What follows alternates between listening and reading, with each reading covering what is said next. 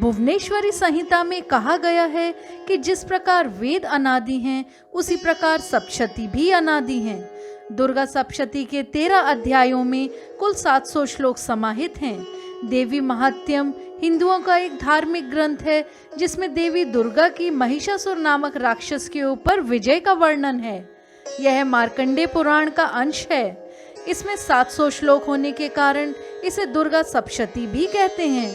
इसमें सृष्टि की प्रतीकात्मक व्याख्या की गई है। जागृत तंत्र विज्ञान। दुर्गा सप्तशती एक जागृत तंत्र विज्ञान है। इसके श्लोकों का पाठ करने से अच्छा या बुरा फल तीव्र गति से प्राप्त होता है, इसलिए इसके पाठ में विशेष सावधानी और ध्यान रखने की आवश्यकता होती है। जो व्यक्ति श्लोकों का सही उच्चारण न कर पाए वह इसे बिल्कुल न पढ़े, अन्यथा विपरीत प्रभाव भी हो सकता है। अभिचार क्रिया और दुर्गा सप्तशती। अभिचार का सामान्य अर्थ है हनन। तंत्रों में प्रायः 6 प्रकार के अभिचारों का वर्णन मिलता है: मारण, मोहन, स्तंभन, विद्वेषण, उच्चाटन और वशीकरण।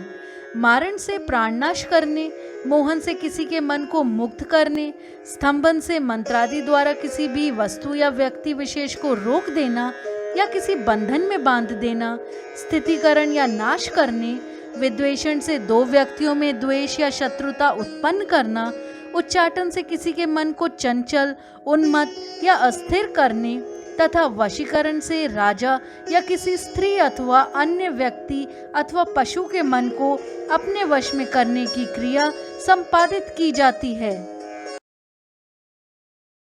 दुर्गा सप्तशती में अलग अलग जरूरतों के अनुसार अलग अलग श्लोकों को रचा गया है, जिसके अंतर्गत मारण क्रिया के लिए 90, मोहन यानी सम्मोहन क्रिया के लिए 90, उच्चाटन क्रिया के लिए 200, स्तंभन क्रिया के लिए 200 व विद्वेषण क्रिया के लिए 60 और वशीकरण के लिए 60 मंत्र हैं। भगवान शिव द्वारा शापित हैं दुर्गा सप्तशती। दुर्गा सप्तशती के सभी मंत्र बहुत प्रभावशाली हैं। इस ग्रंथ के मंत्रों का दुरुपयोग ना हो, इसलिए भगवान शंकर ने इस ग्रंथ को शापित कर रखा है। जब तक इस ग्रंथ को शापोद्वार विधि का प्रयोग करते हुए शाप मुक्त नहीं किया जाता, तब तक इस ग्रंथ में लिखे किसी भी मंत्र को सिद्ध यानी जागृत नहीं किया जा सकता, और जब तक मंत्र जागृत ना हो तब तक उसे मारण, सम्मोहन, उच्चाटन आदि क्रिया के लिए उपयोग में नहीं लिया जा सकता। दुर्गा सप्तशती के विभिन्न अध्यायों का महत्व और उनसे मिलने वाले समस्त समस्याओं के निदान। प्रथम अध्याय। इसके पाठ से सभी प्रकार की चिंता दूर होती है एवं शक्तिशाली शत्रु का भी भय दूर होता है, शत्रुओं का नाश होता है। द्वितीय अध्याय। इसके पाठ से बलवान शत्रु द्वारा घर एवं भूमि पर अधिकार करने एवं किसी भी प्रकार के वाद विवाद आदि में विजय प्राप्त होती है। तृतीय अध्याय। तृतीय अध्याय के पाठ से मुकदमे में विजय मिलती है, शत्रुओं से छुटकारा मिलता है। चतुर्थ अध्याय। इस अध्याय के पाठ से धन, सुंदर जीवन साथी एवं माँ की भक्ति की प्राप्ति होती है। पंचम अध्याय।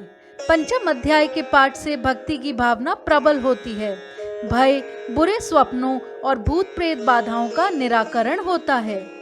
छठा अध्याय।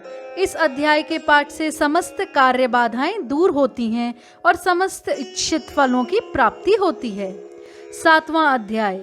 इस अध्याय के पाठ से हृदय की समस्त कामना अथवा किसी विशेष गुप्त कामना की पूर्ति होती है। आठवां अध्याय। अष्टम अध्याय के पाठ से धन लाभ के साथ आकर्षण प्रभाव में वृद्धि होती है, ऐसा व्यक्ति किसी को भी वश में कर लेता है।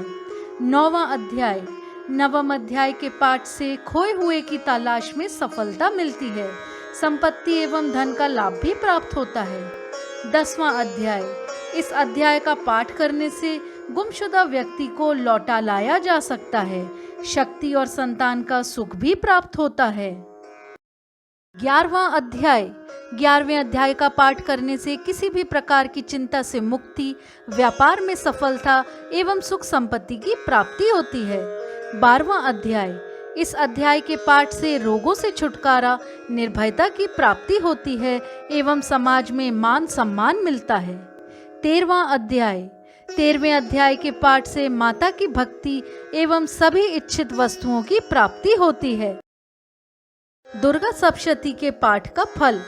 नवरात्रि में श्री दुर्गा सप्तशती पाठ का विशेष महत्व तो है ही, साथ ही किसी विशेष तिथि पर किए गए सप्तशती के पाठ भी विशेष फल देते हैं। पूर्णिमा के दिन पाठ व देवी पूजन से सिद्धियों की प्राप्ति होती है। शुक्ल पक्ष की चतुर्दशी को पाठ करने से सुख समृद्धि घर आती है। शुक्ल पक्ष की अष्टमी और नवमी को पाठ करने से राजयोग और राजसुख की प्राप्ति होती है। शुक्ल पक्ष की प्रतिपदा तथा नवमी को पाठ करने से भक्ति एवं मोक्ष की प्राप्ति होती है। शुक्ल पक्ष की षष्ठी से लेकर आगामी नित्य 9 दिनों तक पाठ करने मात्र से अष्ट सिद्धि और 9 निधियों की प्राप्ति होती है। शुक्ल पक्ष की अष्टमी से अगले माह के शुक्ल पक्ष की अष्टमी पर्यंत लगातार 1 माह पाठ करने से भूत प्रेत आदि दोष समाप्त होते हैं। साप्ताहिक दिनों के अनुसार पाठ का फल। रविवार, इस दिन पाठ करने से 9 पाठ के बराबर फल प्राप्त होता है। सोमवार, इस दिन पाठ करने से अमोघ फल की प्राप्ति होती है। मंगलवार, इस दिन पाठ करने से 108 पाठ का फल प्राप्त होता है।